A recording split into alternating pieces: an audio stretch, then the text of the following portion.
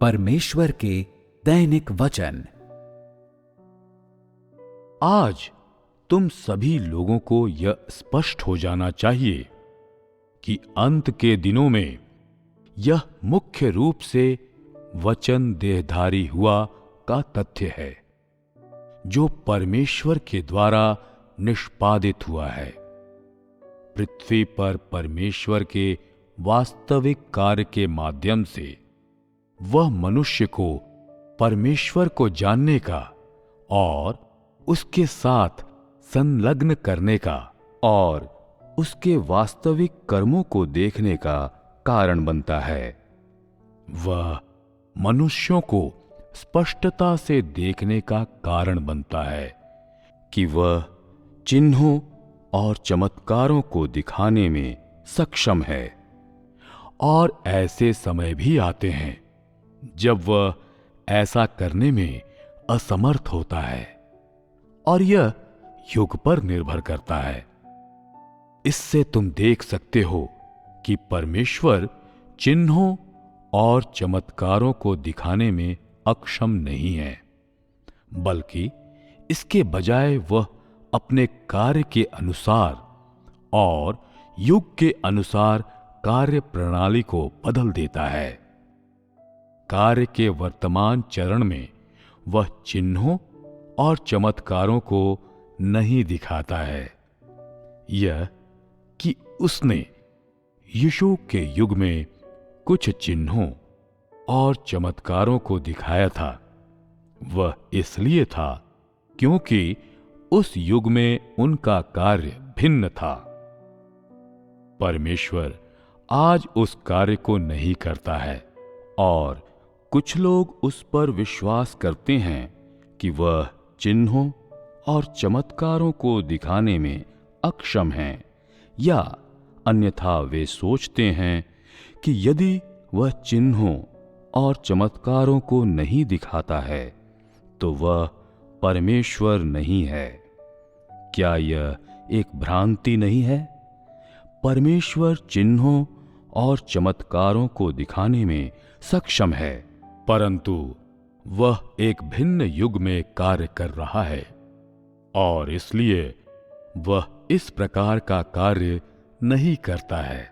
क्योंकि यह भिन्न युग है और क्योंकि यह परमेश्वर के कार्य का एक भिन्न चरण है, इसलिए परमेश्वर द्वारा समझाए गए कर्म भी भिन्न हैं। मनुष्य का परमेश्वर पर विश्वास चिन्हों और चमत्कारों पर विश्वास करना नहीं है, न ही आश्चर्यों पर विश्वास करना है, बल्कि नए युग में उसके वास्तविक कार्य पर विश्वास करना है।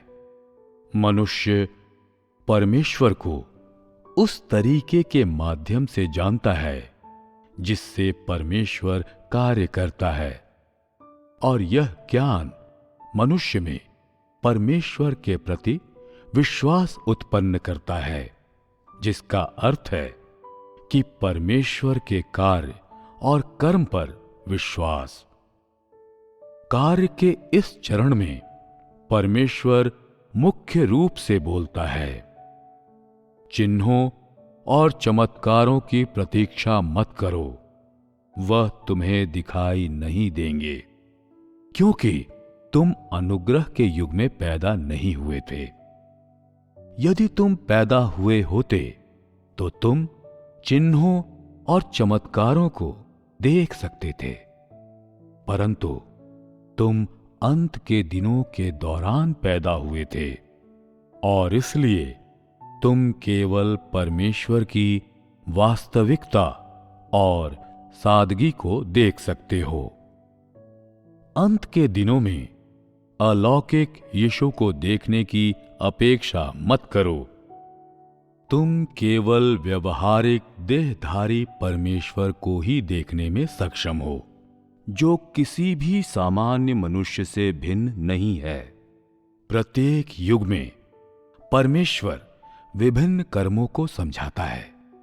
प्रत्येक युग में वह परमेश्वर के कर्मों को समझाता है, और प्रत्येक युग का कार्य परमेश्वर के स्वभाव के एक भाग का प्रतिनिधित्व करता है और परमेश्वर के कर्मों के एक भाग का प्रतिनिधित्व करता है। कर्म जिन्हें वह समझाता है उस युग के हिसाब से भिन्न भिन्न होते हैं जिसमें वह कार्य करता है, परंतु ये सब मनुष्य को परमेश्वर का ऐसा ज्ञान प्रदान करते हैं जो गहरा होता है।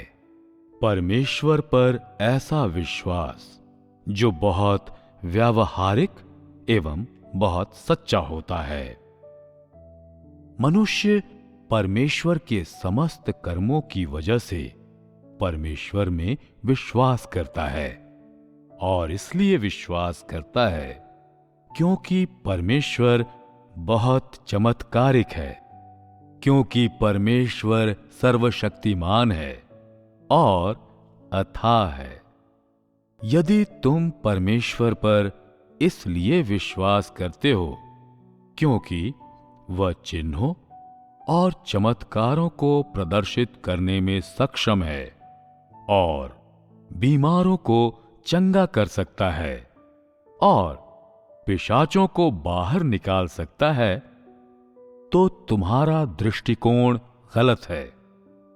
और कुछ लोग तुमसे कहेंगे कि क्या दुष्ट आत्माएं भी इस तरह की चीजें करने में सक्षम नहीं हैं?